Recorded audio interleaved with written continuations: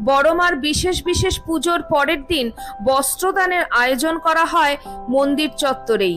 গরিব দুস্থ মানুষের মধ্যে সেই সব শাড়ি বিতরণ করে দেওয়া হয়। লাইন করে সুষ্ঠুভাবে চলে সেই কর্মযজ্ঞের আয়োজন। এই আয়োজন করেন মন্দির কর্তৃপক্ষ। যাদের এক কাপড়ে থাকতে হয় তারা এই শাড়ি পেয়ে অনেক উপকৃত হন।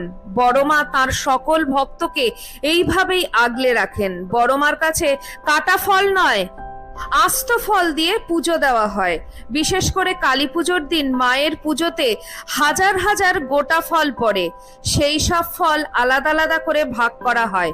লেবু আলাদা, আপেল আলাদা, পেয়ারা আলাদা, এভাবে জমা করা হয় একটি জায়গায়। এরপর তা পৌঁছে যায় নৈহাটির সরকারি হাসপাতালে। রোগীদের হাতে হাতে সেই ফল তুলে দেওয়া হয়। মায়ের পুজোর প্রসাদী ফল পেয়ে সুস্থ হয়ে ওঠেন অনেক ভক্তই। এমনটা